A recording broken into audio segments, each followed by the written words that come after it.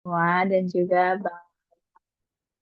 Jadi selamat datang di sesi asistensi rangkaian listrik 1 untuk UAS genap 2026. Jadi sebelum memulai asistensi pada hari ini, mari kita berdoa dulu menurut agama dan kepercayaan masing-masing agar sesi asistensi kali ini berjalan lancar. Berdoa dimulai. Berdoa tak pernah dicukupkan. Sebelumnya, perkenalkan, aku Sofia dari Teknik Elektro 2025, anggota aktif IKM FTW 2025, sebagai BP Akpro IME FTW 2026, dan akan menjadi moderator pada sesi asistensi kali ini. Asistensi rangkaian listrik 1 ini akan diisi oleh Bang Altaf dari Teknik Elektro 2024. Terima kasih, Bang, sudah meluangkan waktu dan bersedia untuk menjadi pemberi materi pada asistensi kali ini. Jadi, di kolom chat juga sudah dikirimkan link absensi. Silakan teman-teman sebelum memulai asistensi kali ini bisa mengisi absensi yang sudah dikirimkan. Oke, jadi untuk mempersingkat waktu, silakan Bang Altaf untuk dapat memulai asistensinya. Oke, makasih Mod. Assalamualaikum warahmatullahi wabarakatuh. Selamat malam teman-teman semua. Kenalin nama gue Altaf dari Elektro 24. Di sini gue izin melakukan asistensi ke kalian semua Elektro Angkatan 25 mengenai rangkaian listrik satu buat UAS. Gue izin share screen ya.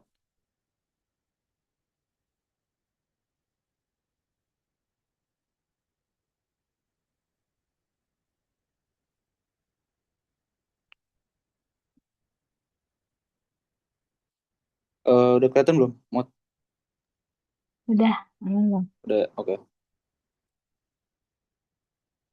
Oke, kalau eh, asistensi sama gue santai aja ya guys. Kalau kalian ada merasa janggal atau pengen nanya langsung aja nanya. Misalkan Bang mau nanya atau Bang ada yang salah. Nggak usah nggak enakan. Jadi di sini gue nggak bisa lama-lama. Jadi gue bahas tiga soal doang. Satu tuh tentang eh, eh, s- rangkaian apa?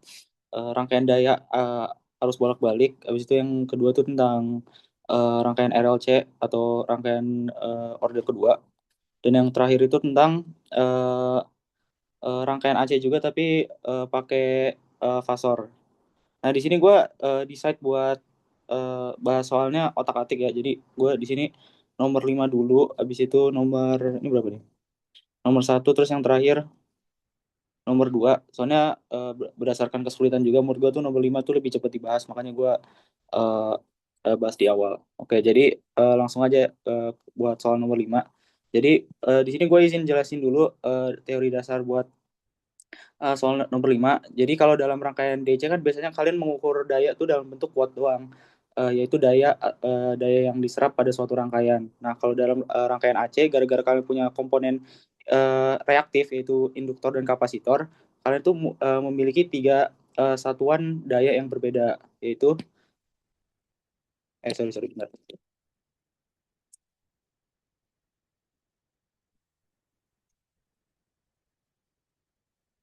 Oke, itu ada real power atau daya aktif, reactive power atau daya reaktif, dan juga apparent power dan yaitu daya semu. Nah, bedanya apa sih? Kalau real power itu sebenarnya daya yang diserap oleh konsumen. Jadi misalkan dari rumah kalian itu kalian bakal mengukur penggunaan suatu komponen itu menggunakan watt. Nah, kalau daya semu atau apparent power itu apa, Bang? Daya semu tuh sebenarnya daya yang disuplai oleh generator. Jadi kalau kalian biasa lihat tagihan PLN kalian, itu tuh biasanya tertulis daya yang disuplai oleh PLN itu dalam bentuk daya semu atau apparent power dengan satuan VA atau volt ampere. Atau biasanya di PLN gara-gara skala besar itu kilovolt ampere. Kalau kalian lihat generator itu biasanya juga kilovolt dalam bentuk kilovolt ampere. Nah, kalau reactive power ini biasanya nggak terlalu sering apa ya, nggak terlalu sering kelihatan di kehidupan sehari-hari. Soalnya emang ini reactive power tuh malah membuat suatu sistem kelistrikan tuh jadi nggak apa ya, nggak efektif atau nggak efisien. Kenapa? Gara-gara suatu komponen reaktif yaitu induktor dan kapasitor itu membuat itu kan menyimpan energi ya. Nah, itu membuat daya yang digunakan oleh konsumen yaitu real power tuh jadi berkurang gara-gara mereka memiliki sifat menyimpan energi. Jadi gara-gara ada komponen reaktif dari rangkaian AC itu tuh jadi ada daya reaktif dan mengurangi daya total yang di apa ya, yang dikonsumsi oleh konsumen. Intinya gitu. Nah, jadi ketiga jenis power itu yaitu P, Q, dan S itu tuh bisa direpresentasikan menggunakan suatu segitiga Pitagoras yaitu S kuadrat sama dengan P kuadrat plus Q kuadrat atau daya semu kuadrat sama dengan daya aktif kuadrat ditambah daya reaktif kuadrat. Nah, ada juga namanya sifat power factor ini nggak ditulis di sini tapi gue tulis di sini aja PF. Nah, jadi PF tuh intinya efisiensi dari penggunaan daya kalian yaitu PF sama dengan real power dibagi dengan daya semu. Jadi seberapa banyak P itu seberapa banyak power yang kalian gunakan dibagi dengan berapa banyak daya yang disuplai. Ini sama aja kayak rumus efisiensi biasa yaitu power in power power out dibagi dengan power in. Atau ya intinya gitu seberapa banyak power yang disuplai dan yang kalian gunakan dalam rumah kalian atau dalam suatu sistem gitu. Oke, jadi itu kurang lebih bahasannya. Sorry kalau rada out of topic, itu sebenarnya bahasan semester-semester 3 atau 4, jadi apa-apa biar kalian tahu aja. Nah, sekarang langsung aja kita mulai buat pembahasan soalnya. Nah, jadi di sini diketahui ada dua buah beban yang terhubung secara paralel, yaitu memiliki suatu sumber 7,2 kilovolt RMS dengan frekuensi 50 Hz. Nah, ini sebenarnya 50 Hz-nya nggak terlalu ngefek ke soal, tapi bakal dipakai buat soal ke D nanti kalau nggak salah. Nah, buat beban pertama yaitu sebesar 50 kVA dengan faktor daya 0,9 lagging. Sedangkan beban kedua sebesar 45 kilowatt dengan faktor daya 0,91 lagging. Nah, ini bisa dilihat kan beda ya. Kalau beban satu itu satuannya dalam kilovolt ampere dan beban kedua itu dalam satuannya kilowatt. Jadi diketahui kalau beban pertama itu berbentuk daya semu atau satuannya itu daya semu dan beban kedua itu dalam satuan kilowatt atau daya aktif. Nah, buat soal pertama itu kita disuruh cari rangkaian dari soalnya atau disuruh gambar. Intinya kayak gini. Nah, di sini nggak usah ribet-ribet, kalian gambar aja suatu sumber daya dengan dua beban atau istilah kayak apa ya, dua resistor atau dua impedansi gitu secara paralel. Jadi kalian gambar aja suatu sumber daya yang eh, apa ya memiliki dua beban yang terhubung secara paralel.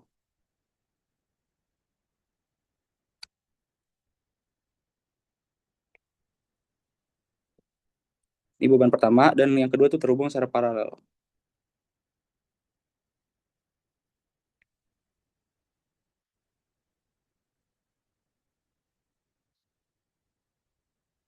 Nah, udah sebenarnya gini doang sih guys gambarnya. Jadi kalian kalau mau mungkin kalau ada nilai tambahan gue nggak tahu ya sistem penilaiannya gimana, tapi biar mungkin lebih gampang mengerjakannya aja kita bisa tulis di sini sumber tegangannya itu 7,2 kilovolt. Habis itu ini load satu, ini load 2. Terus load satu itu memiliki daya semu atau S sama dengan 50 kVA dengan power factor sebesar 0,9 lag. Terus buat eh, load kedua atau beban kedua memiliki daya aktif yaitu 45 kilowatt dengan power factor sebesar 0,91 lagging. Udah, gini doang sih sebenarnya buat soal pertama atau soal yang ke A. Nah, lanjut buat soal ke B, itu kita disuruh nyari PQS dari masing-masing beban. Nah, ini sebenarnya nggak usah ribet-ribet, kalian nggak usah bikin gambar rangkaian apa aja, kalian cuman tinggal pakai apa yang kalian tahu dari segitiga persamaan ini. Nah, tadi kan kita tahu kalau S kuadrat sama dengan P kuadrat plus Q kuadrat, habis itu ada persamaan juga yang dari PF ini. Intinya gitu. Nah, jadi kita bisa coba misalkan buat yang load satu dulu, yang mana kita tahu S itu sama dengan 50 kVA dan power factor itu 0,9 lagging. Nah, dari persamaan ini kita kita bisa cari nih. Gara-gara kan persamaan ini ada power factor, ada daya aktif dan daya semu. Yang mana buat load satu tuh kita udah tahu power factornya berapa dan daya semuanya berapa. Tinggal kita cari daya aktifnya berapa. Jadi kita tulis dulu bersamanya PF sama dengan daya aktif per daya semu. Jadi sih kita udah tahu power factornya itu 0,9. eh, Daya aktifnya pengen kita cari yaitu P per daya semu yaitu 50 kVA. Jadi itu saja 50 K. Ini tinggal kalian cari hasilnya, berarti seharusnya P sama dengan 45 kilowatt. Satuannya jangan lupa disesuaikan ya guys. Ini gara-gara daya aktif jadi sekarang satuannya 45 kilowatt. Nah, sekarang kita udah punya nih buat load yang pertama kita udah punya daya semu dan kita juga udah punya daya aktif. Sekarang kita tinggal perlu cari Q-nya atau daya aktif. Kita bisa menggunakan eh, persamaan ini S kuadrat sama dengan P kuadrat plus Q kuadrat. S kuadrat ini sama dengan P kuadrat plus Q kuadrat. Nah, di sini S kuadrat kita tahu sebesar 50 kVA. Kalau P-nya kita udah tahu itu 45 kilowatt. Tinggal kita cari Q kuadrat. Berarti Q sama dengan akar dari 50 kuadrat minus 45 kuadrat. Hasilnya berapa ya? Gua nggak lihat diktat dulu. 21,775. Bentar ya. Gua make sure dulu.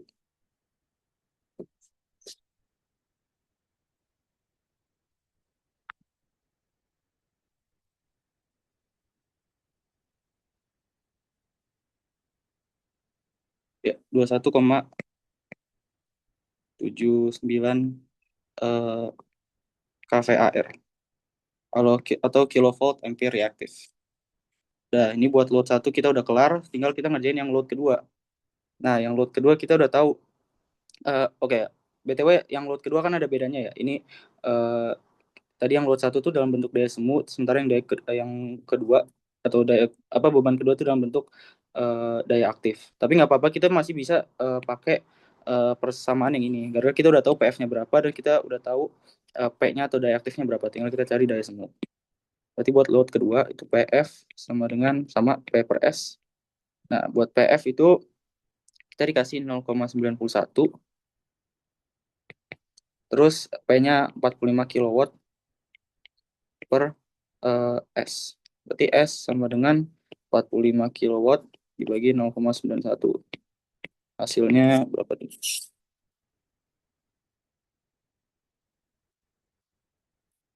49,45 kVA. Oke. Sekarang buat cari daya reaktifnya sama sama caranya kayak yang load pertama, yaitu langsung aja Q sama dengan eh, S kuadrat minus P kuadrat. Berarti Q sama dengan 49,995 kuadrat dikurangi 45 kuadrat.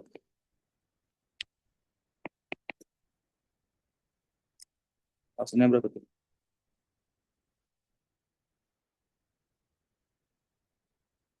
21,67 kVAR.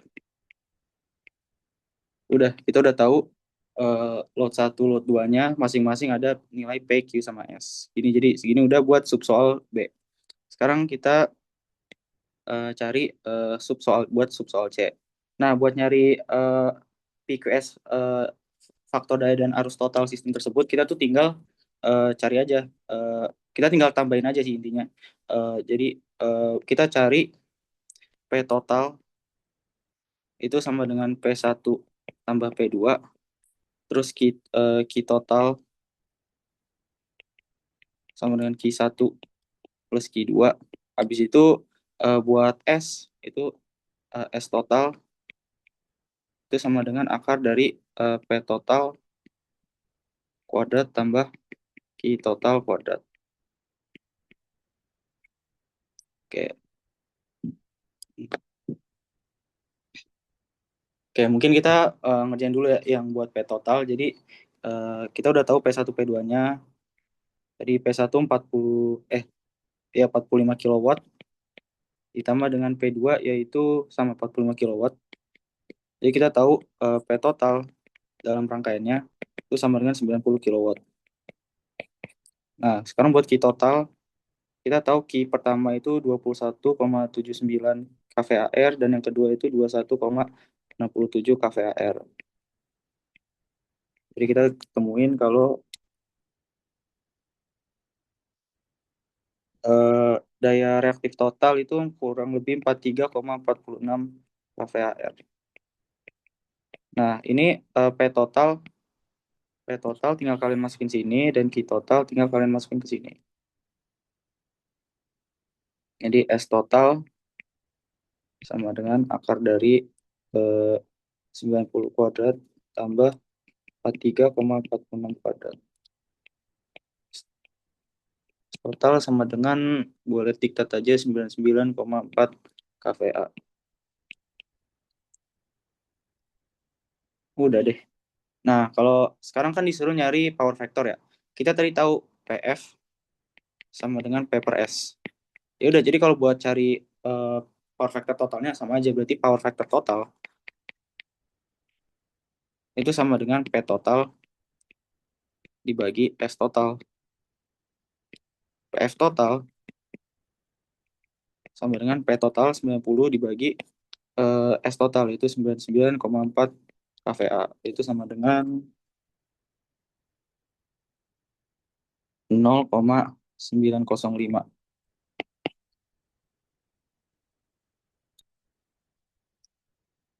Oke, nah sekarang buat yang terakhir itu disuruh cari eh, apa sih, arus ya? Oke, arus total sistem tersebut. Nah, buat arus total sistem tersebut, kalian bisa pakai rumus ini aja, kan catat aja S sama dengan PI. VRMS, IRMS. Intinya gitu.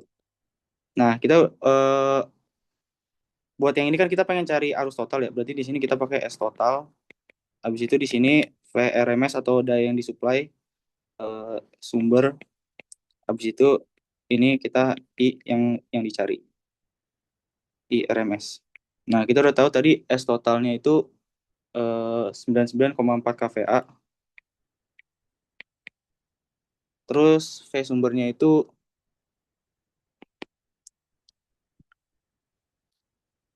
7,2 kV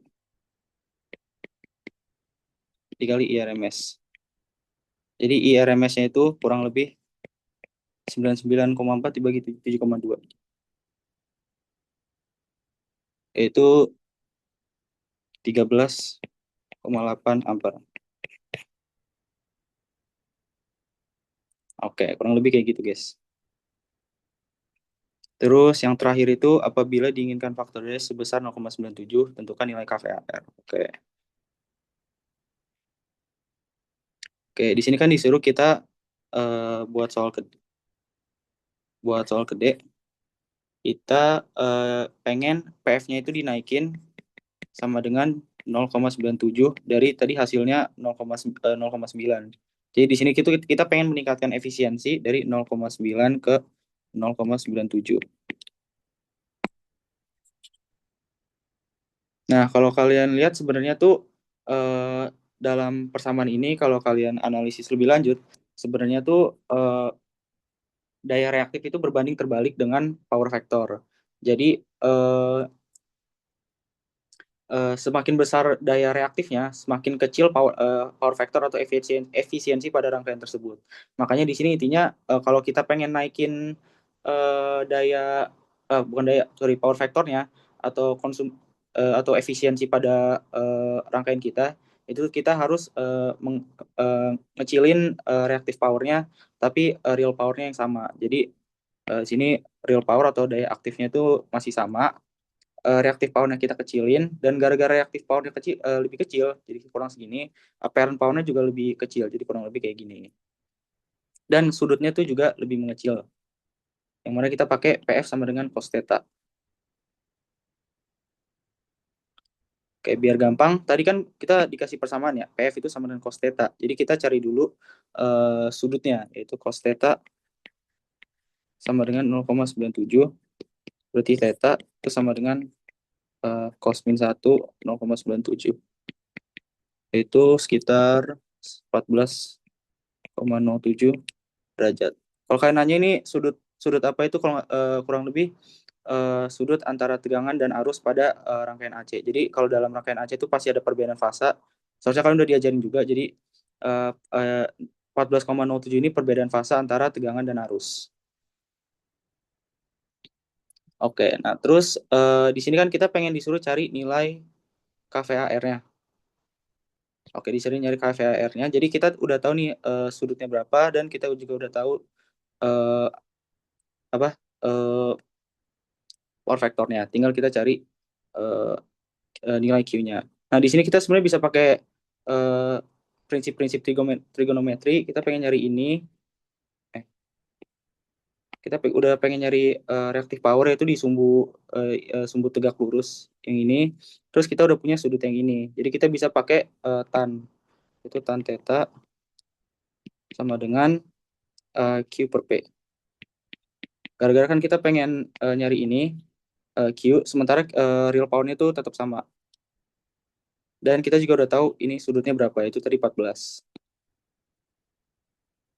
Oke, jadi sekarang tan theta sama dengan daya daya reaktif per daya aktif. Berarti daya reaktif sama dengan daya aktif dikali dengan tan theta. Tinggal masukin aja berarti Q sama dengan daya aktif. Daya aktifnya 90 kilowatt di 90 dikali tan dari 14,07. Yaitu 22,56 kVAR. Udah kayak gini. Terus ini kan juga ditanyain ini ya.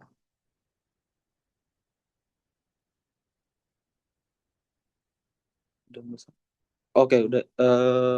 Bentar, bentar. Oke, abis ini kita, ini kan sebenarnya daya reaktif yang baru ya. Sementara kita juga udah punya daya reaktif yang lama, yaitu sekitar 43,46 berubah jadi 22,56. Jadi yang tadinya daya reaktif tuh segini, kita ubah menjadi sekitar segini. Nah, buat menentukan nilai kapasitansinya, kita perlu cari perbedaan.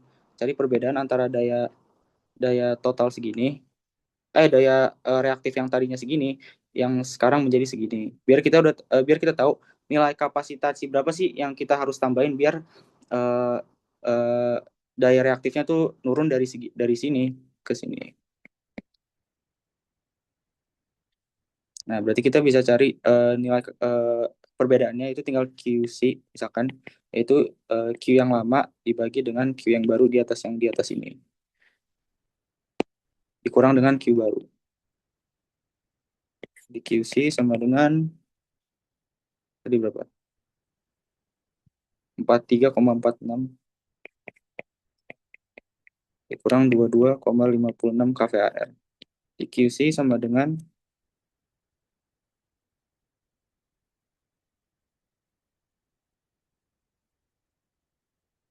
20,9 kVAR.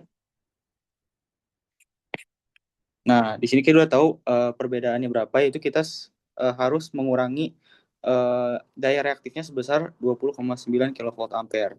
Nah, sekarang buat cari kapasitansinya, kita tinggal pakai rumusin aja. Eh, C sama dengan QC per V kuadrat RMS dikali dengan omega, yaitu omega itu frekuensi sudut. Ini kalian boleh catat aja biar nanti pas ujian tuh tinggal ditulis aja. Gue sebenarnya nggak tahu sih apa ujian ini boleh pakai cicit apa enggak, tapi sebaiknya kalian hafalin aja. Soalnya ini emang juga rumusnya simpel. Berarti kita tinggal masukin aja nilai-nilainya. C sama dengan QC tadi 20,9 kVAR, berarti 20,9 kali 10 pangkat 3. V kuadrat RMS yaitu sekitar 7, itu 7,2 kilovolt kali 10 pangkat 3 dikali dengan W. W itu bisa kita ubah jadi bentuk 2πf, yang mana 2pi dikali F, F-nya itu tadi 50 Hz. Jadi kalau kalian cari ini, gue ngikutin diktat aja, 1,2, 1, benar, sorry, 1,210 nanofarad. kurang lebih kayak gitu. Ini ada kuadratnya, sorry lupa. Jadi kayak gitu guys buat pertanyaan. Belum kelar ya? Oh, masih ada soal sorry sorry. Jadi yang buat soal itu sekarang gara-gara kapasitornya udah ditambah dan daya reaktifnya berkurang, sekarang arusnya berapa? Tadi udah gua ajarin, jadi kan pakai sama rumusnya pakai S sama dengan V kali I, yang mana kita harus cari S-nya dulu. Bisa pakai rumus yang power factor yang biasa. Itu yang ini. PF sama dengan daya aktif dibagi dengan daya semu. Yang mana power factor yang baru kan tadi 0,97 sama dengan real powernya tetap sama 90 dibagi dengan daya semu. Berarti S sama dengan 90 kali 0,97. Jadi S sama dengan 92,78 kVA. Nah, berarti kita tinggal masukin ke rumus yang ini. Berarti S total sama dengan V sumber dikali arus. Berarti I sama dengan S total dibagi dengan V sumber. I berarti I sama dengan S totalnya 92,78 dibagi dengan V sumber, yaitu dikasih tahu di soal yaitu 7,2 kilovolt. Berarti hasilnya 12,89 ampere. Udah, buat soal yang ini kita udah kelar. Kira-kira dari teman-teman ada yang pengen ditanyain nggak?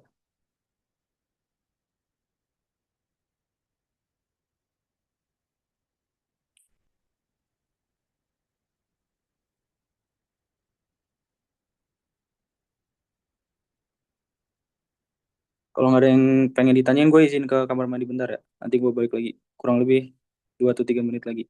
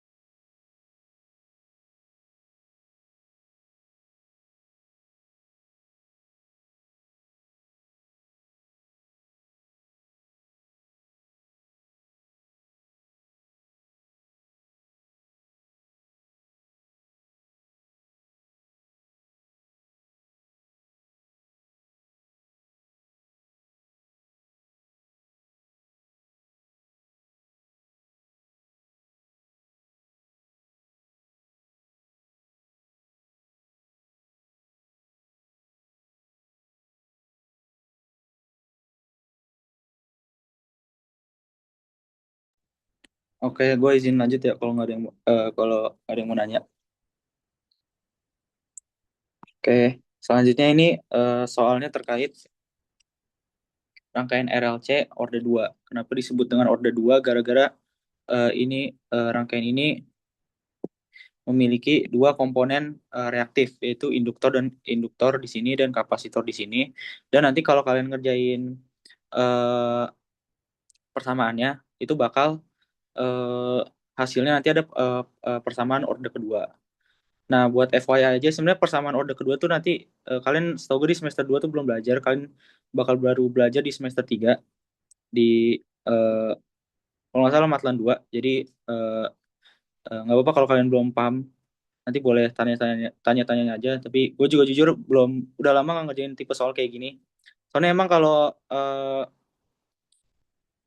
soal kayak gini tuh agak ribet ya cara ngerjainnya gara-gara kalian mau perlu menggunakan persamaan diferensial dan biasanya kalau kalian nanti udah tamat RL 1 dan menuju ke RL 2 kalian udah nggak pakai metode ini lagi yang harus pakai persamaan diferensial.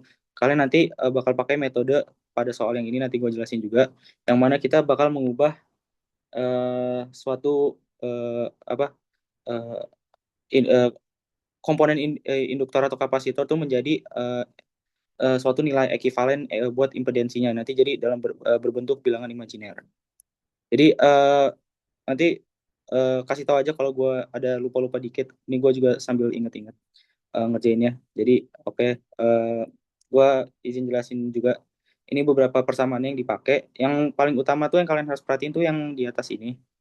Yang sisanya tuh kalian boleh abaikan aja. Tapi kalau mau dipelajarin juga nggak apa-apa.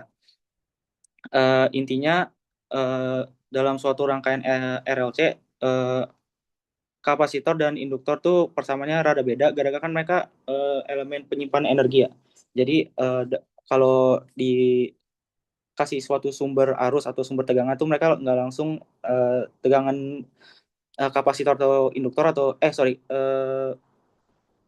tegangan pada kapasitor ataupun arus pada induktor itu nggak selalu langsung naik. Mereka bakal nyimpen dulu bentar baru naik ke atas gitu. Beda dengan resistor yang mana kalau tegangan dari sumbernya itu dinaikin mereka tuh arus atau tegangannya tuh langsung naik. Intinya kayak gitu. Nah, jadi di sini dicariin disuruh cari eh, tiga hal yaitu respon paksaan, respon alami dan juga respon gabungan. Dan buat respon paksaan tuh intinya kalian nyari eh, nilai-nilai ini Veno pas rangkaian ini tuh belum nyala. Jadi saat ini T itu kurang dari nol. Intinya kayak gini. Nah, jadi buat T kurang dari nol, kalian lihat aja ini persamaannya. Di sini tuh ada namanya apa ya? Jujur gue lupa ini namanya apa, tapi intinya tuh kalau buat UT itu jika T kurang dari nol maka nilainya itu nol. Tapi kalau T itu lebih dari nol maka nilainya akan satu.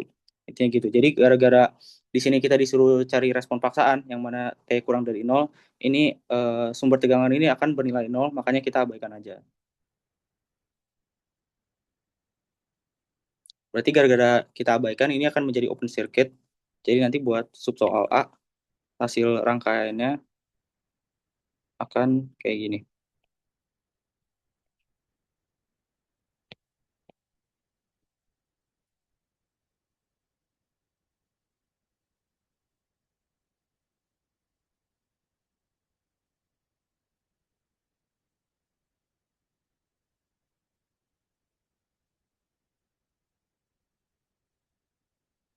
Jadi sisa satu kapasitor, satu induktor, dan satu resistor.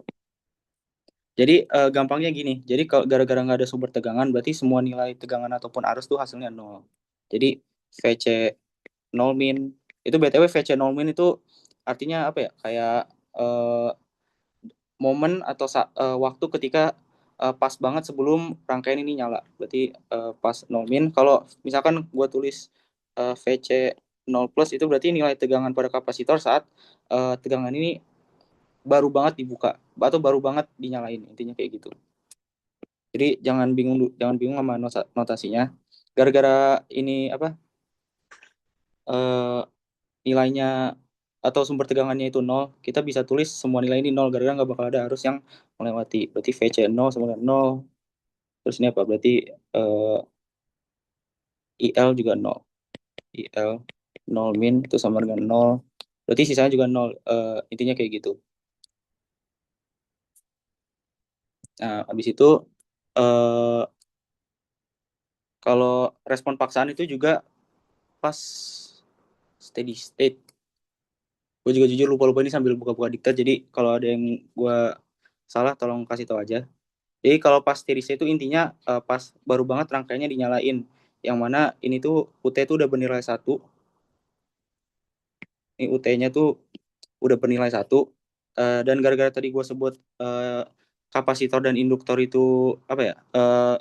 komponen penyimpan energi. Jadi itu pas sumber tegangan itu berubah dari 0 ke 1, kapasitor dan induktornya itu belum bisa menyimpan energi sesuai dengan tegangannya. Jadi pas rangkaiannya pas banget diubah dari 0 ke 1, itu tuh kapasitor sama induktornya tuh masih seakan-akan mati. Nah, kalau kalian lihat pada tabel yang gue taruh ini ada tulisan DC equivalent, yang mana itu sama dengan steady state, atau pas rangkaian tersebut tuh kapasitor dan induktornya seakan-akan belum nyala. Yang mana kalau dalam bentuk DC atau steady state, kapasitor tuh kita ubah jadi open circuit, sementara induktor kita ubah jadi short circuit. Jadi buat steady state kita gambar,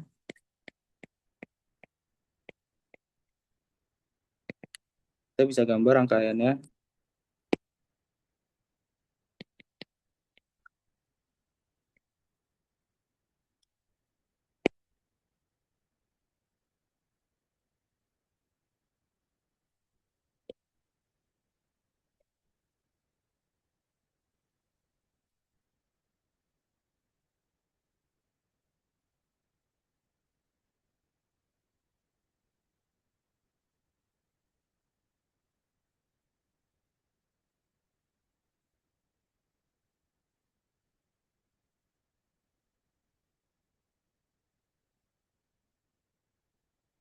Ya, hasil rangkaiannya kayak gini, yang mana eh, kapasitornya tuh gua ubah jadi open circuit, dan induktornya tuh gua ubah jadi short circuit.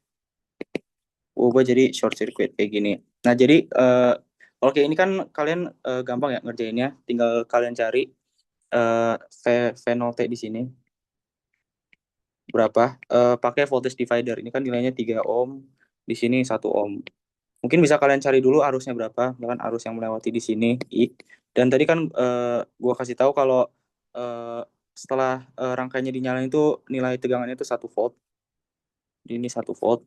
Jadi mungkin bisa cari arusnya dulu, yaitu langsung aja I sama dengan tegangannya V per total hambatan, yaitu 1 plus R1 plus R2,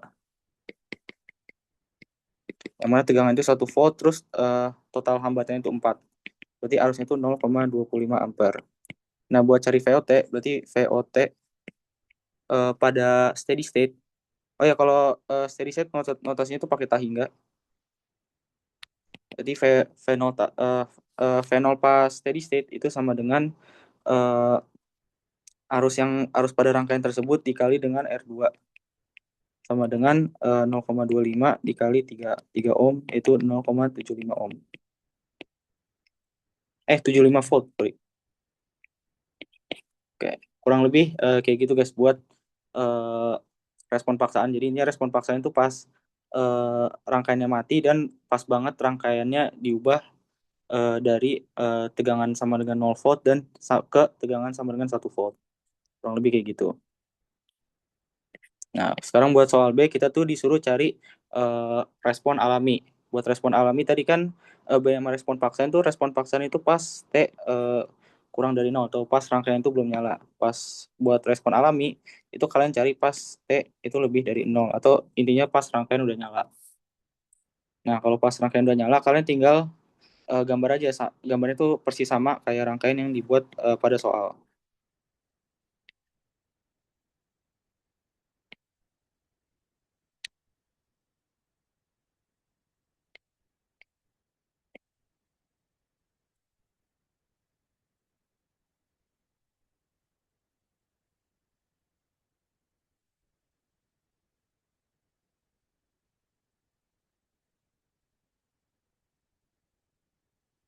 Oke.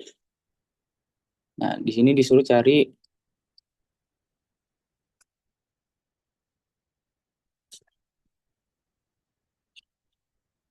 bentar ya guys.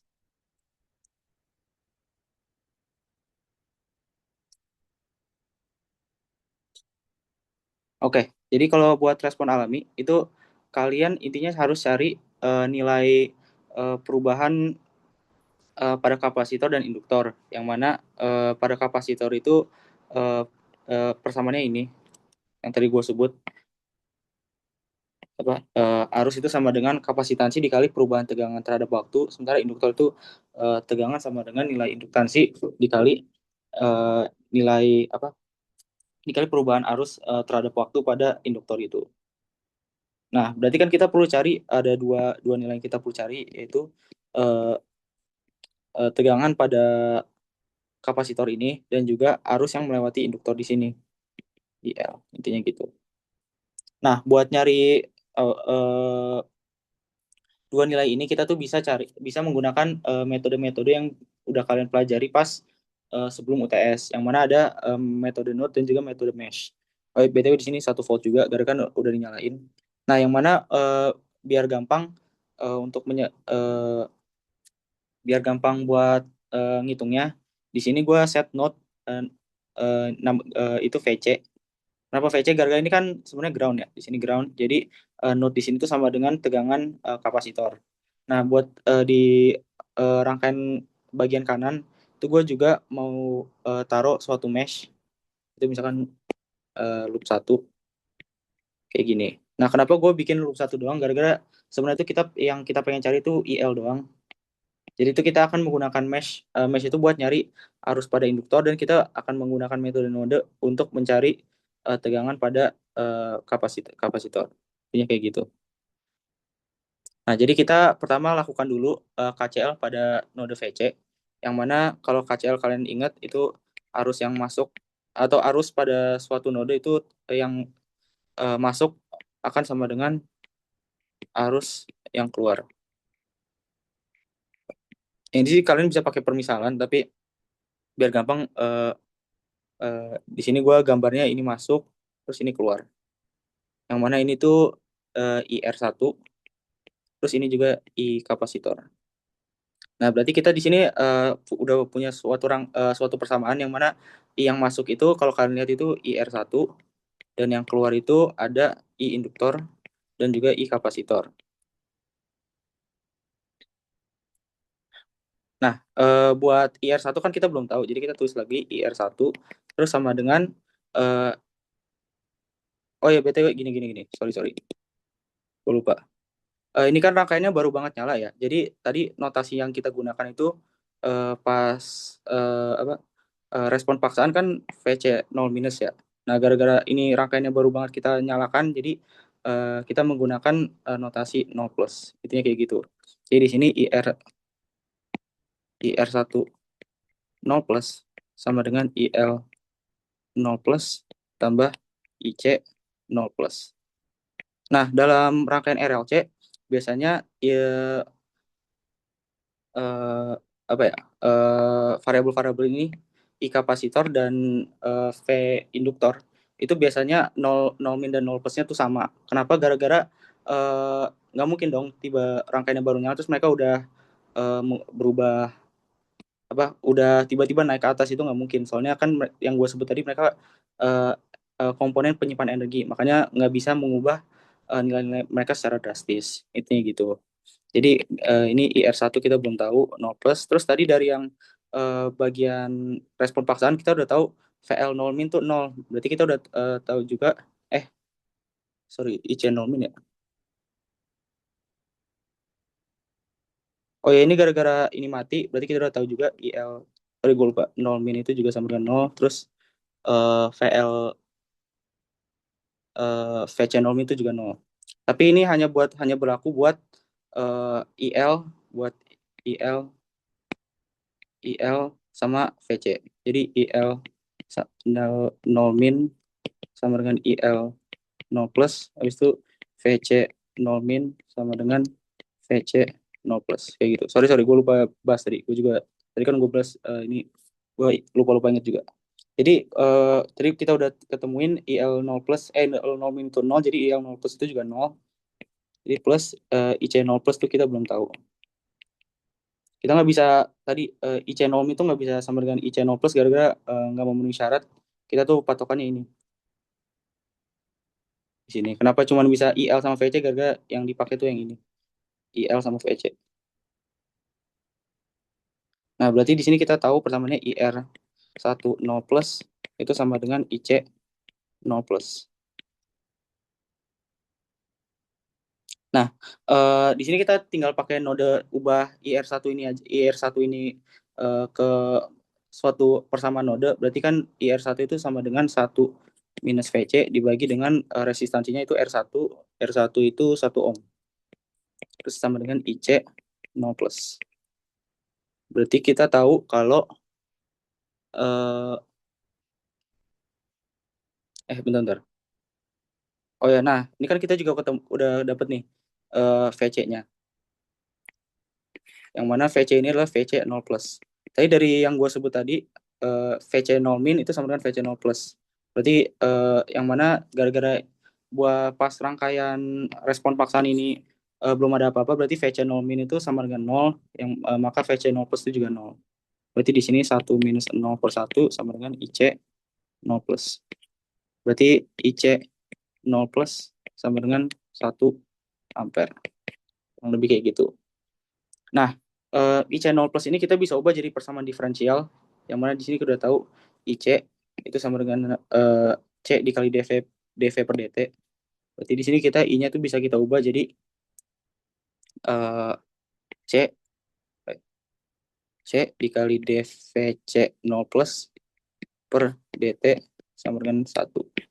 Berarti dVc 0 plus per dt itu sama dengan 1 per eh, kapa, kapasitansinya.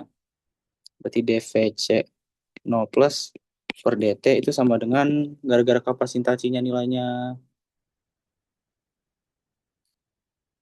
kapasitas itu 1 farad, berarti dVc 0 per dt itu 1 ampere per second. Kenapa ampere per second? Soalnya ini kan dikasih bentuknya dV apa turunan ya, atau perubahan suatu perubahan terhadap waktu, makanya eh, bentuknya eh V per S, sorry, bukan A per S. Bentuknya itu volt per second. Jadi dalam rangkaian tersebut pas rangkaiannya dinyalain, eh, kapasitansinya tuh nggak langsung berubah jadi nilai idealnya, tapi naik pelan-pelan sebesar 1 volt per detik, kurang lebih kayak gitu. Nah, gara-gara kita udah temu dVc per dt-nya, sekarang kita tinggal cari eh, nilai satu lagi dari persamaan ini, yaitu yang ini, DIL per dt, atau arus yang dilewati oleh induktor. Nah, buat bagian ini kita tinggal gunakan analisa mesh aja. Berarti kan kita di sini bisa menggunakan loop yang udah kita bikin tadi, yang mana tegangan pada loop itu sama dengan nol. Berarti kita bisa di sini pakai analisa loop, berarti minus VC tambah, di sini kita sebut aja sebagai VL, atau arus apa, tegangan pada induktor itu sebagai VL, terus ditambah tegangan pada resistor kedua sama dengan nol. Nah, sama kayak tadi kita pakai notasi 0 plus, gara-gara ini pas banget rangkaiannya diubah dari 0 ke 1, berarti minus VC 0 plus tambah VC tambah VR2, P, PL 0 plus tambah VR2 0 plus sama dengan 0. Nah, ini kita udah dapet nih eh, VC 0 plus, yang mana tadi gue sebut VC 0 plus itu sama dengan VC 0 min. Makanya di sini 0 tambah VL 0 plus tambah VR 0 plus sama dengan 0. Kita dapat berarti VL 0 plus sama dengan negatif VR 0 plus. Oke, terus bentar ya.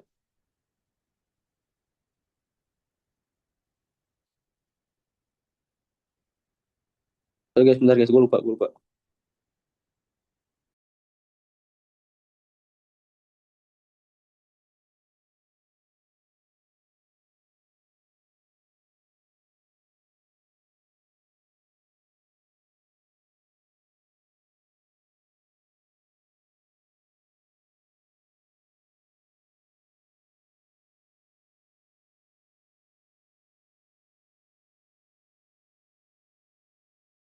Oke.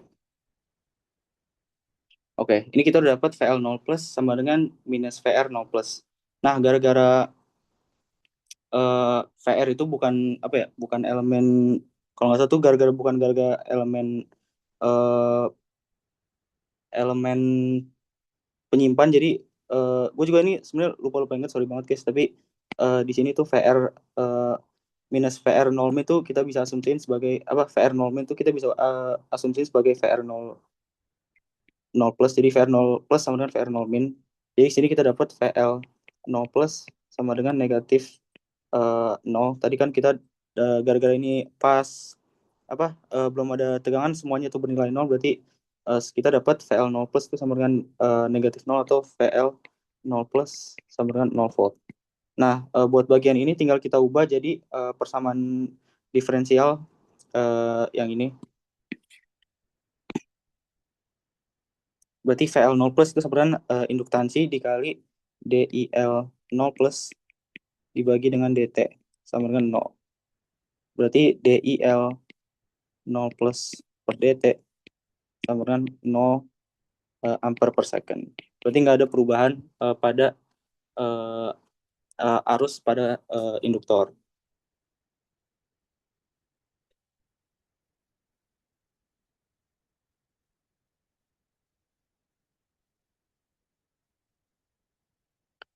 Oke, bentar ya, gue lihat tiket lagi.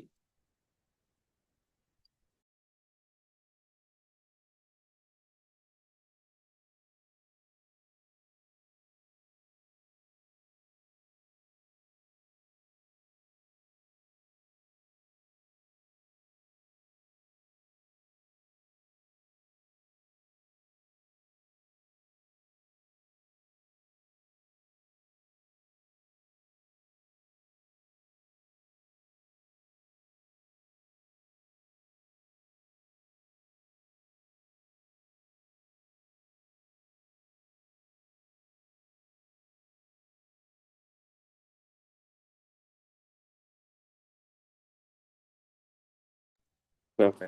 Jadi habis ini gara-gara ditanyain respon alami, jadi setelah sekian waktu yang tak hingga arus tuh apa eh, semua sumber sorry, semua sumber tegangan itu yang ini itu akan dilepas, atau ya istilahnya apa, udah nggak ada lagi lah, soalnya waktunya udah lama, yang gue inget kayak gitu ya. Jadi buat eh, soal ini kita harus gambar lagi, yang mana gambarnya persis sama kayak gini, tapi sumber tegangannya dimatiin. Yang mana kalau kalian ingat materi Thevenin atau Norton ya, kalau sumber tegangan dimatiin itu kalian jadiin short circuit. Jadi kalian gambar lagi aja, tapi eh, sumber tegangannya kalian ubah menjadi short circuit.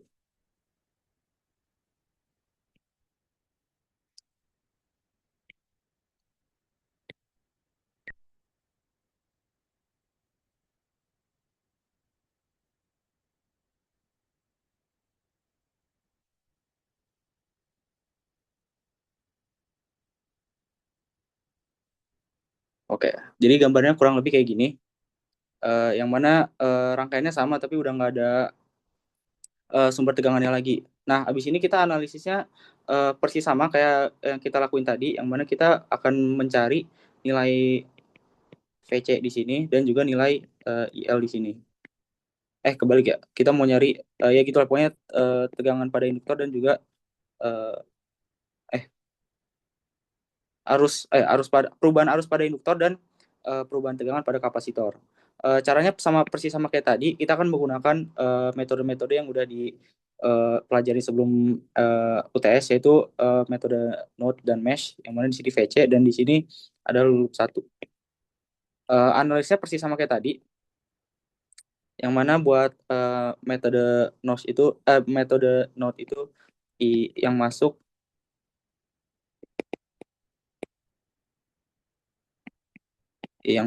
sama dengan yang keluar, yang mana patokan kita itu buat bagian VC.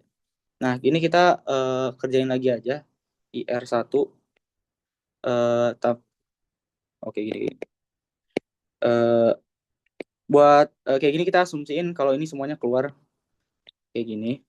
Berarti IR ini kan R1 eh Berarti IR1 tambah IC tambah IL sama dengan nol.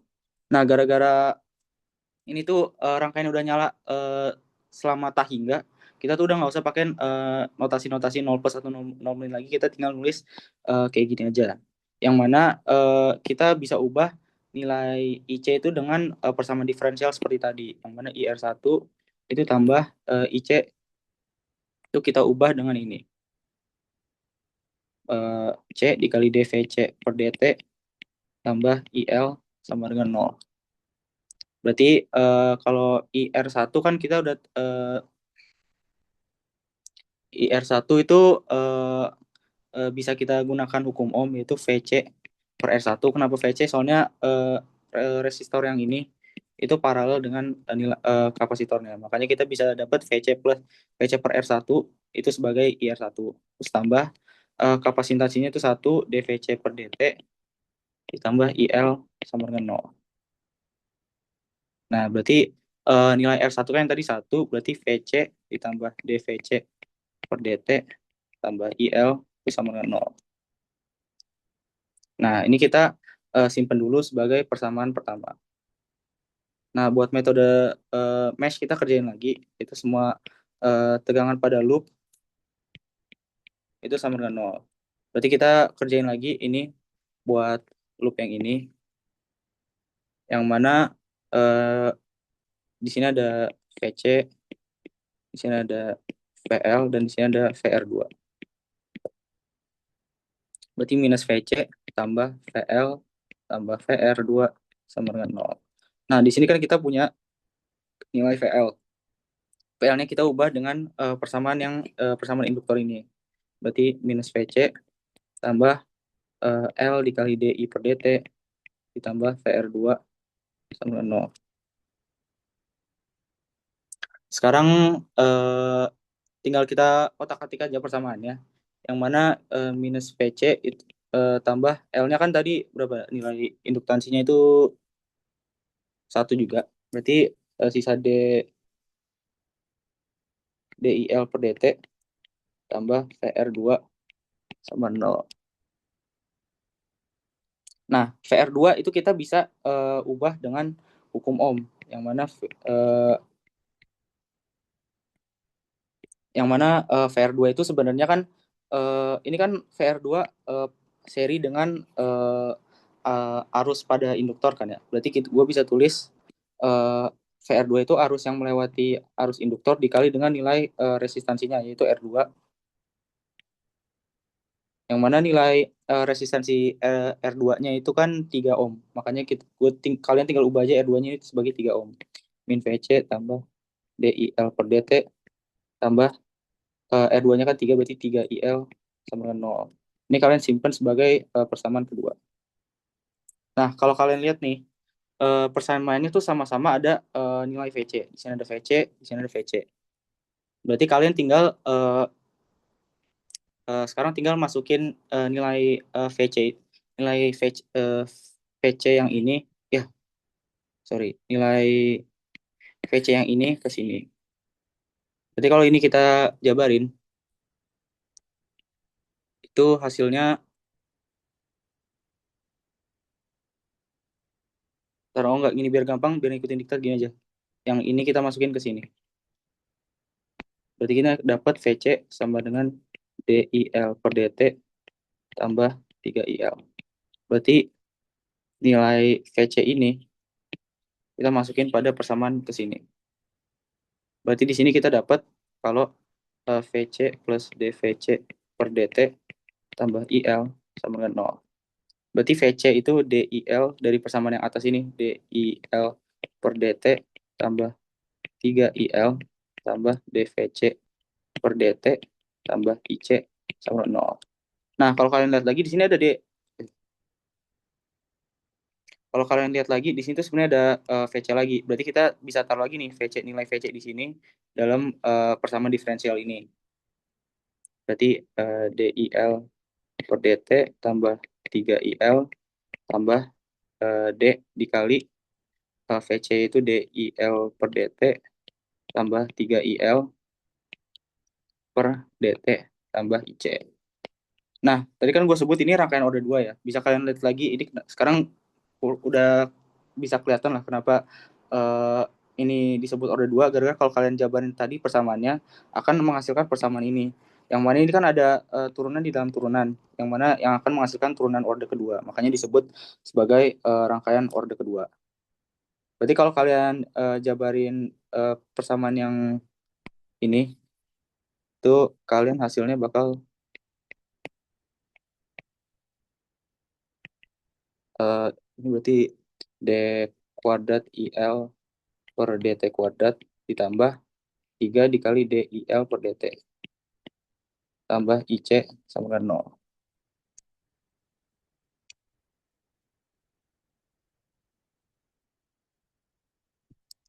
Terus gimana ya?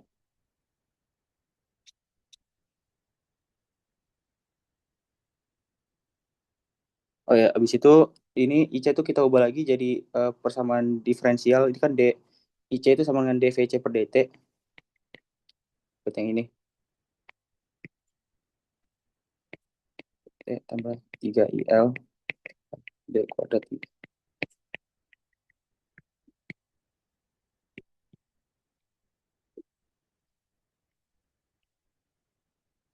Nah, ini ada DVC lagi. Berarti kalian masukin lagi nilainya.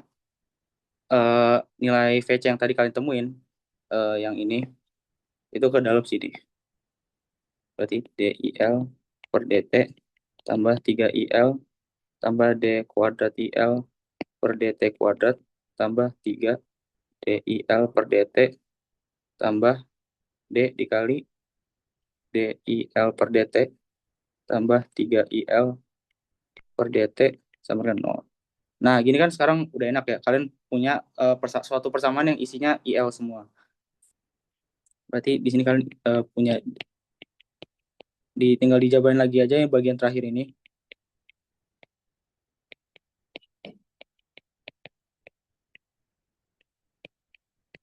Berarti D kuadrat IL per DT kuadrat tambah 3 dikali DIL kuadrat per DT kuadrat. Nah, ini kalian tinggal eh, jabar-jabarin lagi. Terus, bentar ya. Oke. Gue langsung ikutin diktat aja. Ini kalian tambah yang pokoknya kalian tambahin dengan yang apa variabelnya sama kalian tambahin. Berarti kalian kalau kalian jabarin tuh hasilnya D kuadrat IL per DT kuadrat tambah 4 kali DIL per DT tambah 4 IL sama dengan 0. Oke, jawabannya kayak gini. Tinggal kalian jabarin lagi menggunakan matlan 2 yang belum kalian dapat. Jadi bentar ya.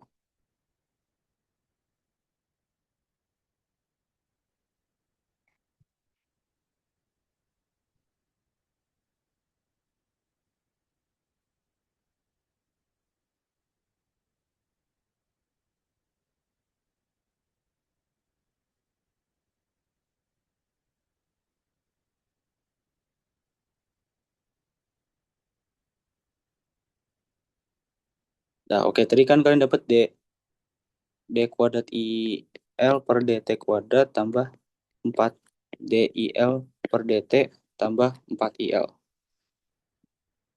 sama dengan 0. Nah, kalau nanti kalian belajar dalam matlan 2 ya, kalian tuh sebenarnya bisa merepresentasikan persamaan diferensial tuh dalam sebagai suatu variabel. Misalkan kalian asumsikan DIL per DT itu sebagai S.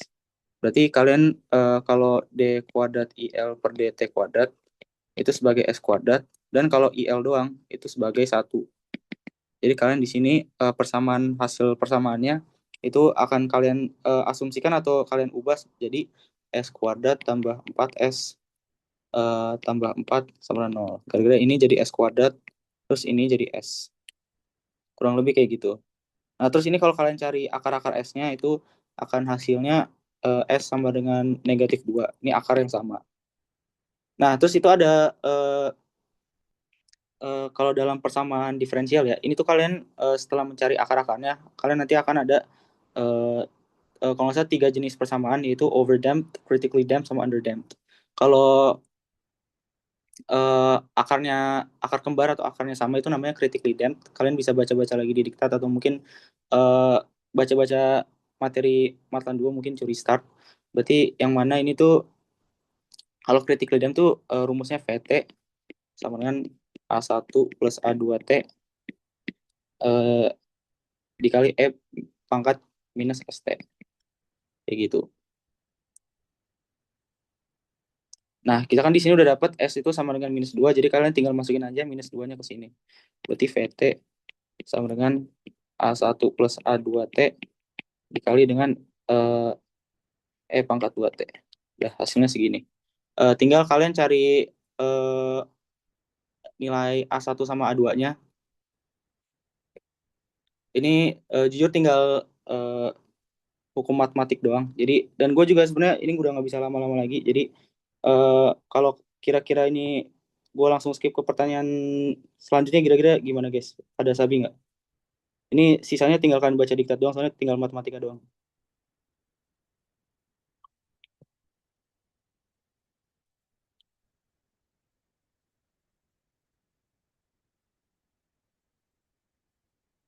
Oke, kalau nggak ada tanggapan, gue anggap aman aja ya. Oke, sorry ya guys, gue buru-buru. Oke. Nah, ini oke, ini materi terakhir juga terkait rangkaian Aceh, tapi di sini kita mensimplifikasikan rangkaian tersebut menjadi suatu persamaan eh, aljabar yang menggunakan eh, apa ya? Menggunakan eh, bilangan imajiner. Nah, sebenarnya gimana sih atau kenapa kita harus mengubah suatu persamaan dengan persamaan imajiner atau yang kita sebut sebagai rektangular atau fasor. Nah, kalau kalian gua ngerjain tadi kan itu udah lama banget ya. Bahkan suatu rangkaian eh, dengan apa ya kapasitor atau induktor yang total dua aja itu udah lama banget kerjainnya sampai eh, kalian ngerjain eh, turunan tuh orde 2 yang ribet banget. Nah, jadi biar nggak ribet kalian tuh ubah bentuk eh, diferensial tersebut sebagai bentuk imajiner. Jadi ini tuh ada hubungannya sama Fourier transform atau Laplace transform tuh yang nanti kalian bakal pelajarin di semester 3. Jadi itu masing-masing induktansi dan kapasitas yang kalian punya dalam suatu rangkaian itu kalian ubah dalam bentuk imajiner. Kenapa? Soalnya itu tuh intinya kalian mencari impedansi ekivalen pada komponen tersebut. Jadi kira-kira tuh ini tuh kalau dijadiin sebuah resistor, kira-kira resistansi atau lebih tepatnya impedansinya tuh berapa? Intinya kayak gitu. Nah, di sini kalian bisa cari kalau nilai impedansi ekivalen pada suatu kapasitor itu 1/JWC, yang mana ya W itu angular eh, frekuensi frekuensi frekuensi angular dan C itu adalah nilai kapasitansinya. Kalau eh, buat impedansi ekivalen dalam sebuah induktor itu JWL, yang mana W itu frekuensi angular, terus L itu nilai induktansinya. Intinya gitu. Nah, ini juga ada bentuk eh, beberapa bentuk imajiner yang bisa kalian pakai, itu bentuk rektangular dan polar. Biasanya tuh kalau kalian mau tambah-tambah, kalian tambah atau kurang, gampangnya kalian pakai bentuk rektangular aja. Tapi kalau kalian mau kali itu atau bagi, kalian gampangnya pakai polar aja. Sorry, fasor bukan polar. Nah, ini nih kalian juga ada beberapa rumus buat membagi-bagi atau apa ya?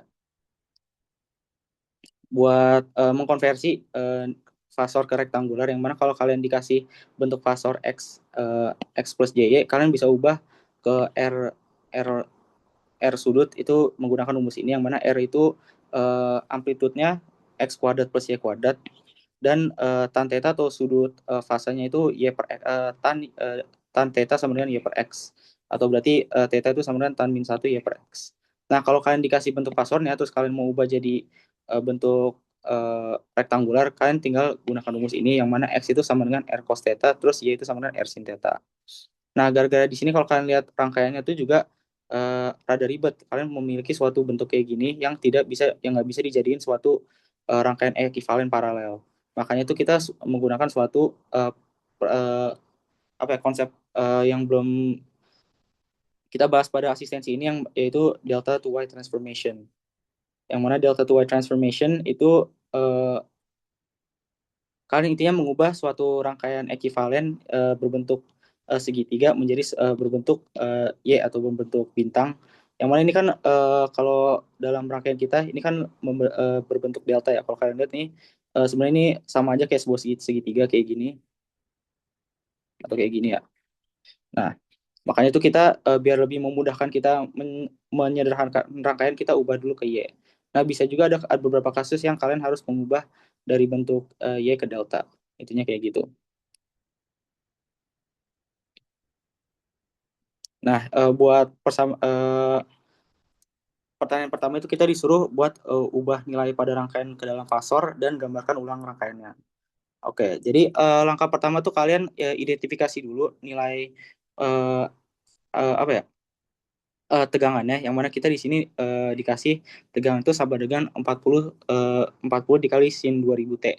Nah, sebenarnya kalau dari gini doang tuh kita udah bisa ubah ke fasor, tapi syaratnya pertama itu kok harus dalam bentuk kosinus. Jadi kalau kalian tahu tuh, kalau kalian ubah dari sin ke kosinus itu sinnya itu dikurangin 90. Berarti ini kalian tinggal ubah aja.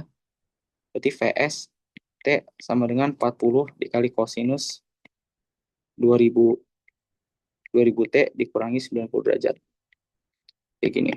Nah, buat diubah ke pasar kalian gampangnya gini, kalian tinggal ambil aja amplitudonya itu atau koefisien di depannya yaitu 40. 40.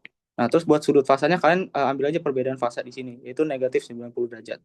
Berarti kalian udah dapat uh, sudut fasanya juga. Berarti ini tuh patokan kalian sebagai nilai VST di sini. Berarti VST di sini sama dengan 40 dikali negatif 90 derajat.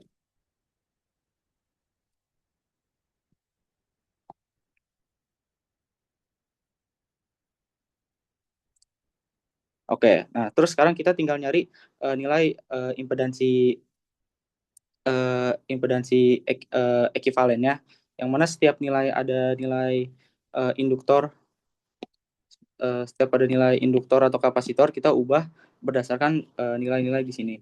Yang mana kalau ada induktor kita masukin aja XL itu sama dengan J dikali W dikali L. Yang mana di sini berarti sama dengan J dikali 2 pi F dikali L. Nah, F-nya itu kalian ambil aja dari persamaan VS yang dikasih tadi, itu di sini. Ya, ini kita tahu kalau W-nya tuh, ini tuh biasanya nilai W itu di sini. Berarti W itu di sini 2000 radian per second. Berarti misalkan nih, kalau kalian mau ngubah bagian yang ini, berarti 0,5 mili Henry.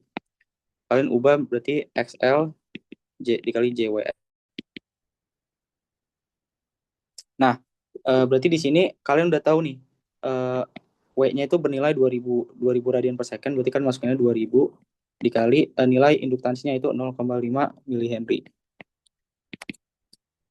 Berarti hasilnya nanti kalau kalian hitung itu J1 ohm. Intinya gitu. Kalau dalam bentuk ini tuh satunya ohm karena tadi seperti gue bilang kita mencari impedansi atau istilahnya resistansi ekivalen dari suatu rangkaian tersebut. Nah, biar nggak lama-lama kan mungkin bisa ngerjain sisanya kayak ubah-ubah sendiri. Kayak ini, yang ini sama yang ini kalian ubah sendiri. Biar gue tinggal langsung gambar aja terus jelasin hitung-hitungannya.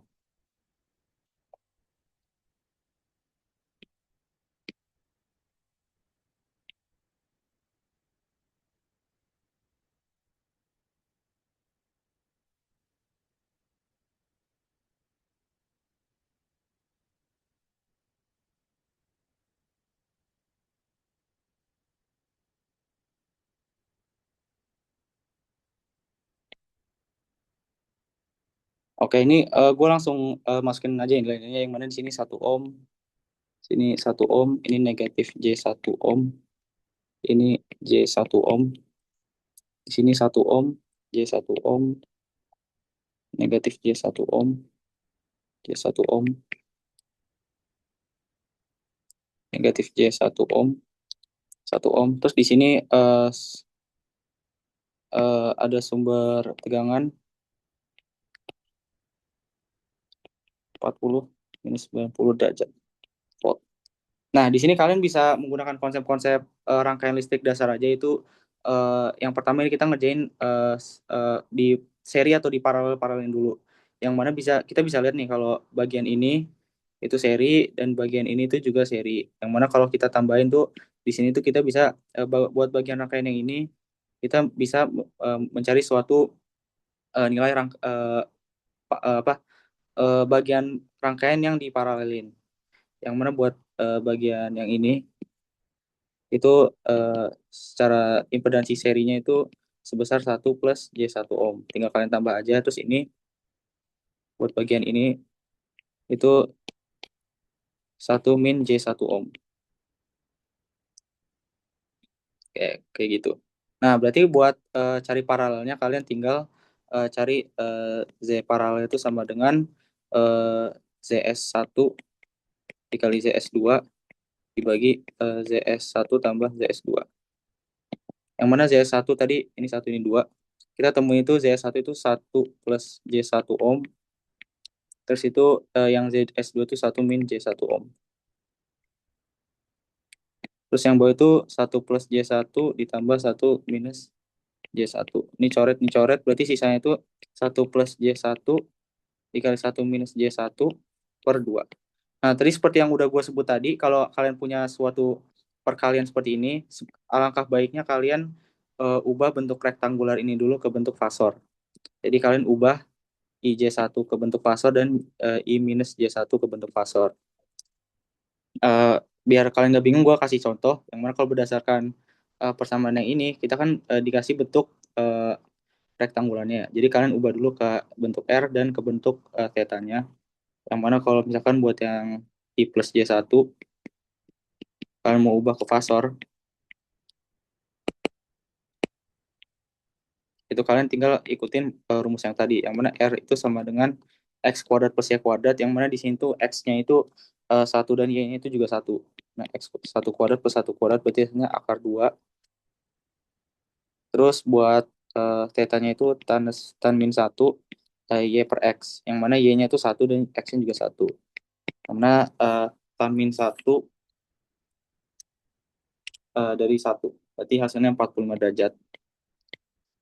Nah, berarti rangkai apa fasor dari bagian ini itu akar 2 dikali dengan 45 derajat. Jadi kalau kalian ini pindahin sini sama dengan eh, yang ini itu tadi yang ini tuh tadi ekivalennya eh, akar 2 dikali sudut dari 45 derajat. Nah, terus gampangnya kayak gini kalau kalian ini kan 1 plus J1 sementara ini 1 minus J1. Berarti kan ini eh, cuman beda minusnya doang.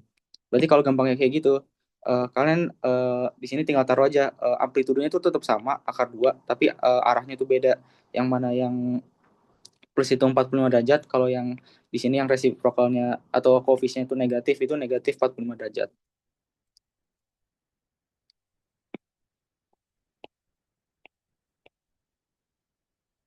Nah, kurang lebih kayak gitu. Berarti ini kalian tinggal kali aja akar 2 kali akar 2 terus 45 derajat dikali dengan negatif 45 derajat. Berarti di sini akhirnya 2 dikali kalau fasor ini dikali fasor itu kalian tambah dalamnya aja. Berarti 45 derajat ditambah dengan negatif 45 derajat hasilnya 0 derajat per 2.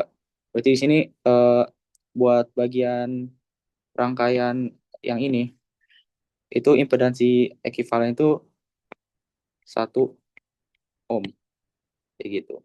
Nah, jadi bisa kita gambar lagi ekivalennya.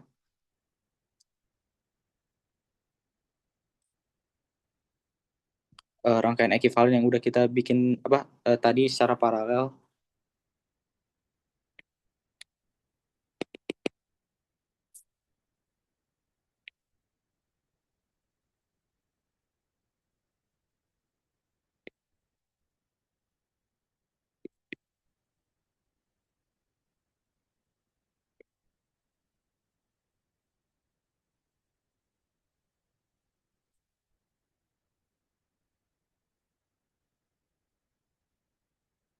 Nah, ini kita udah dapat satu ohmnya kalian masukin sini. Berarti ini tinggal eh, satu ohm dengan sudut sudut fasa 0 derajat.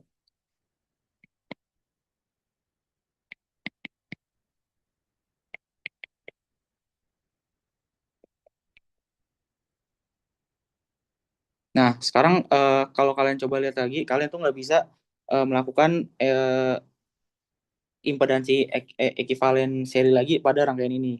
Yang mana kalau kalian lihat pada bagian manapun itu nggak ada yang seri dan nggak ada yang paralel. Jangan kalau lihat bagian ini tuh nggak misalkan ini tuh nggak seri sama ini nggak seri atau ini terus sama ini tuh nggak paralel juga. Makanya kita harus melakukan eh, eh, apa delta to y transformation agar perhitungannya itu lebih mudah. Yang mana delta to y transformation itu persamaannya kayak gini. Yang mana kita mau nyari delta to y sorry yang ini. Yang mana kita mau cari gara-gara tadi berbentuk y kayak gini, delta kayak gini, kita mau ubah jadi berbentuk y kayak gini.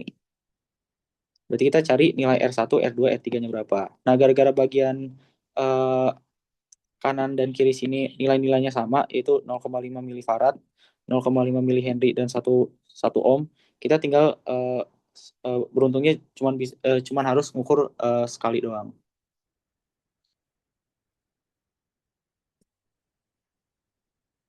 Oke, ini gue pindahin aja ke bawah.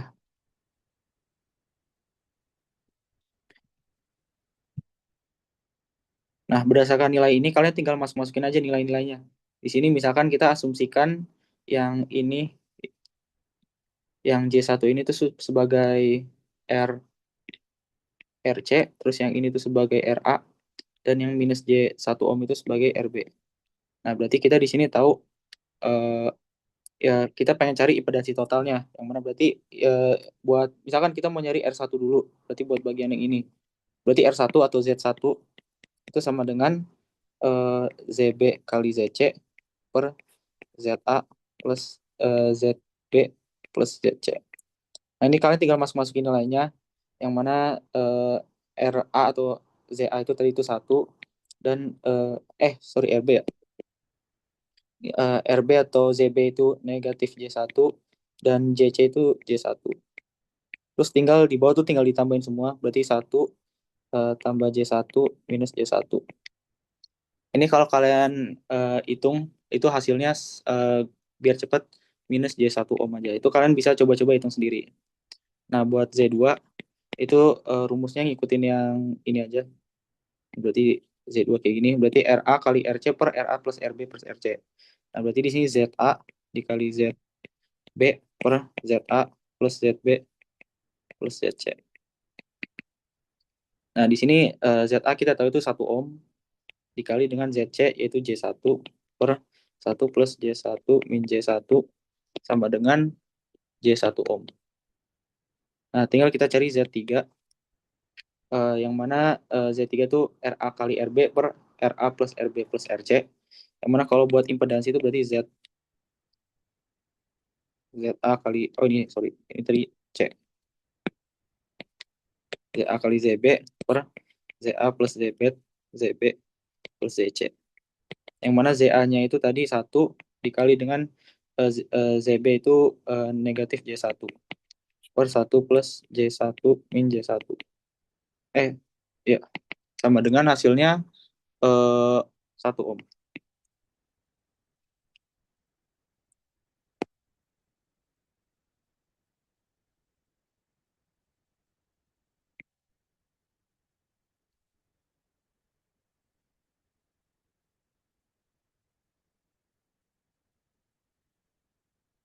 Oh bentar, sorry guys, kebalik-kebalik. Ini gue beda sama diktat asumsiannya. Berarti yang ini tuh 1 ohm, terus ini tuh J1, ini tuh negatif J1. Sorry, sorry. Nah, eh, setelah kita udah dapat nilai-nilai Z1, Z2, Z3-nya ini, kita tinggal ngubah rangkaian yang kita punya menjadi rangkaian ekivalen. Jadi kan ini berbentuk delta gini kan. Kita tinggal gambar sama gambar rangkaiannya lagi, tapi sekarang kita udah punya eh, persamaan y-nya atau apa nilai-nilai y-nya. Berarti kita nanti gambar kayak gini. Nah, rangkaiannya nanti hasilnya akan sama kayak gini di bagian kanan dan pun bagian kiri. Gara-gara bagian kanan dan kiri itu nilainya sama. Oke, berarti kita tinggal gambar lagi.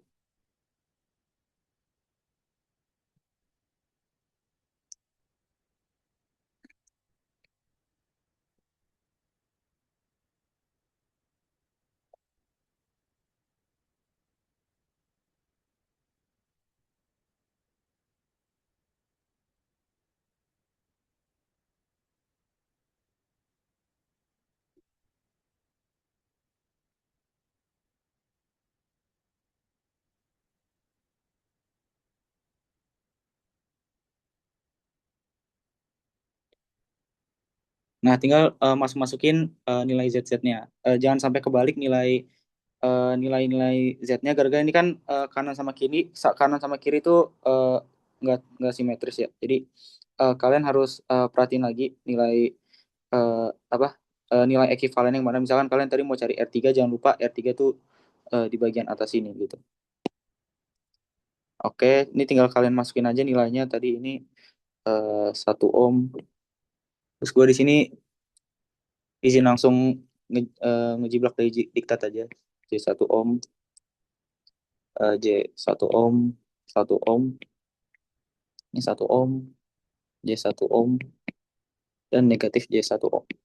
Nah, setelah kalian melakukan eh, delta to Y transformation, bisa dilihat ini tuh jauh lebih mudah buat dikerjakan. Yang mana ini kalau kalian lihat bagian ini itu secara seri, terus bagian ini itu juga secara seri. Nah, terus kalau kalian udah ngitung ini seri, itu kalian bisa paralelin kedua eh, bagian rangkaian ini dan ini tuh secara paralel. Jadi buat bagian yang ini itu kalau kalian hitung itu kan berarti Z seri sama dengan 1 plus J 1 minus J 1. Berarti hasil akhir buat bagian ini tuh 1 ohm. Nah, buat bagian bawah ini tinggal kalian tambah aja di ZS2. Ini misalkan tadi ZS1 itu 1 ohm plus 1 ohm. Berarti hasilnya 2 ohm. Berarti rangkaian ekivalennya itu nanti kalian tinggal paralelin bagian yang atas ini tinggal dengan bagian yang bawah ini. Berarti Z paralel sama dengan Z1 itu paralel dengan ZS2. Itu ZS1 dikali ZS2 per ZS1 tambah ZS2. Oke.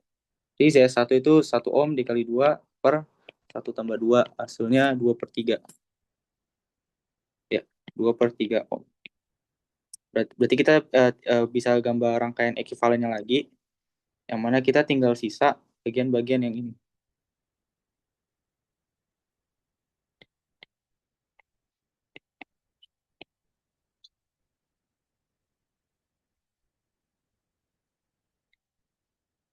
Yang mana itu ini tuh bagian Z paralelnya. Berarti 2/3 ohm. Terus ini sisa minus J 1 ohm. Ini negatif J 1 ohm, terus ini J 1 ohm. Dengan ini 40 negatif 90 derajat volt.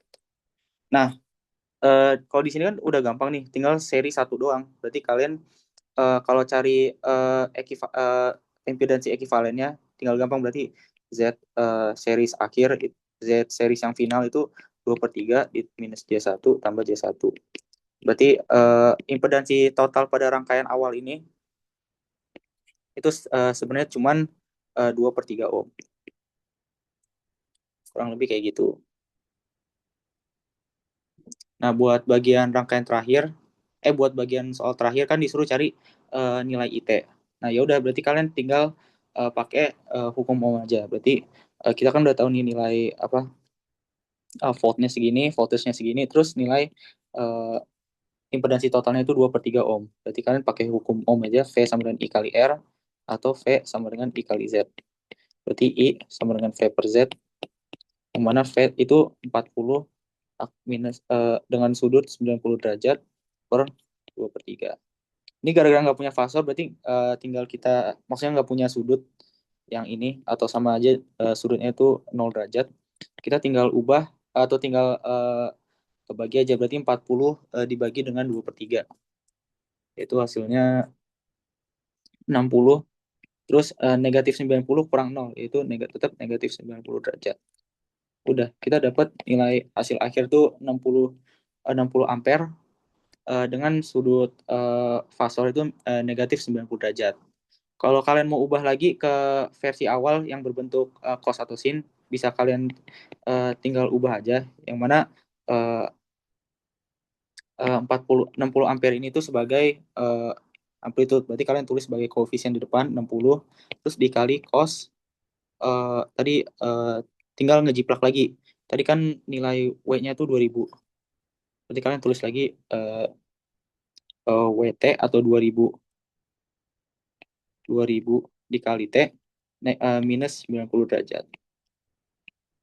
ampere. Udah, kurang lebih kayak gini sih guys. Ada yang mau ditanyakan nggak?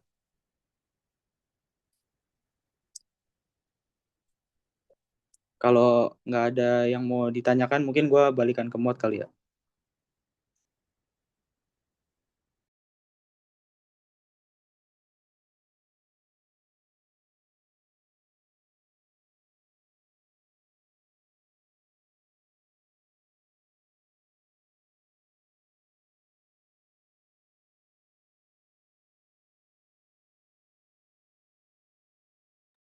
Oke, jadi terima kasih banyak Bang Altaf atas materi yang udah diberikan pada sesi asistensi kali ini.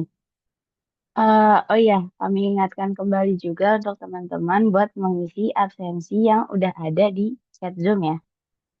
Terus diingatkan juga untuk teman-teman bahwa diktat UAS genap 2026 ini, terutama diktat RL1 ini, bisa dapat diakses di website Akpro yang udah ada di kolom chat juga. Rekaman asistensi kali ini juga nantinya akan bisa ditonton kembali di channel YouTube Akpro. Sekali lagi terima kasih kepada Bang Altaf atas waktu dan ilmu yang diberikan dan terima kasih juga kepada teman-teman telah mengikuti asistensi pada hari ini. Mungkin dari sekarang boleh teman-teman dan Bang Altaf boleh leave Zoom ini. Semoga UAS minggu depan dan minggu berikutnya dilancarkan. Good luck semuanya. Terima kasih. Oke, makasih guys, makasih Akro.